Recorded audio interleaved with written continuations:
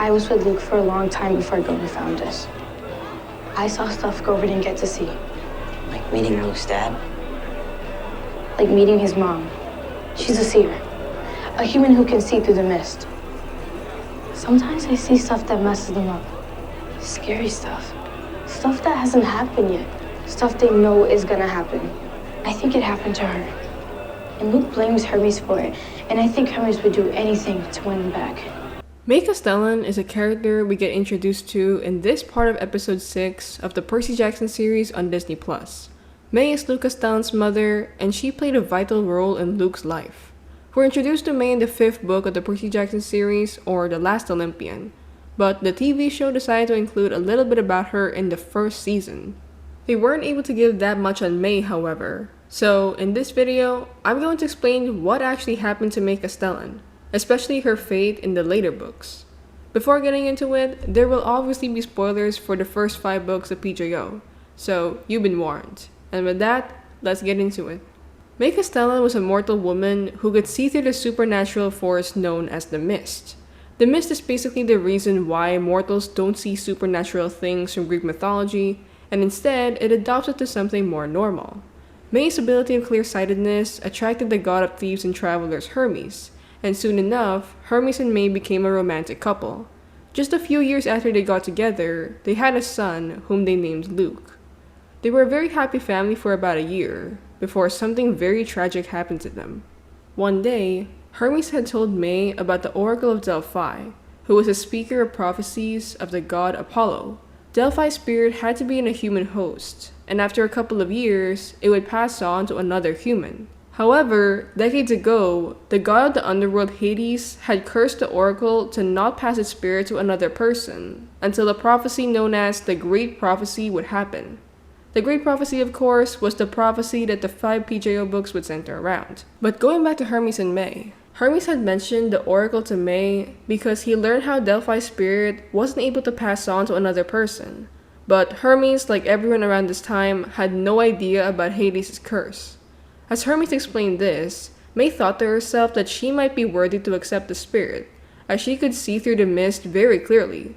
Hermes went against this though, and told her that it was too risky to do it, and that if May became the oracle, Hermes and May would stop seeing each other, because hosts of the Oracle of Delphi did not have romantic partners.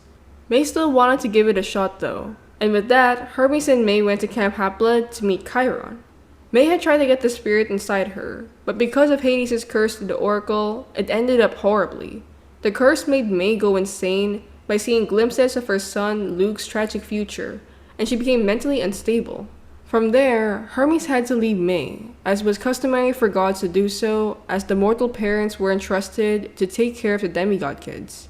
However, because of her mental instability, May was not a suitable parent for her child. She would have moments when she would speak prophecies and see horrible futures, and every time this happened, her son Luke was terrified of her. Around the age of 9, Luke had had enough of his mother's madness, and he ran away from home. Ever since Luke left, May was under the impression that her son would come back, and she would prepare sandwiches and drinks for him every day. She'd think that every guy who went to the front door was Luke, and Luke would only come back to her twice after he left. The first instance was because of a monster that attacked a demigod daughter of Zeus named Thalia Grace, aka Luke's best friend. Luke needed supplies to help Thalia, and he, Thalia, and a young Annabeth Chase went to May's house. On that night, May told stories about Luke to Thalia and Annabeth, while Luke met his dad Hermes for the first time. Hermes and Luke got into a heated argument that left Luke walking out with Annabeth and Thalia. May had tried to run after Luke, but she was stopped by not just Hermes, but also because she had a vision about Luke's horrible future. The second moment when Luke meets May again is when Luke is going to get the Curse of Achilles in the Battle of the Labyrinth. For those of you who don't know or forgot, the Curse of Achilles was the curse in Greek mythology that made the Greek hero Achilles indestructible except for one spot, and for Achilles, it was his heel, thus making the term for weakness as Achilles' heel. Luke needed to get this curse to be fit to be a human host for the Titan Lord Kronos in the Battle of the Labyrinth.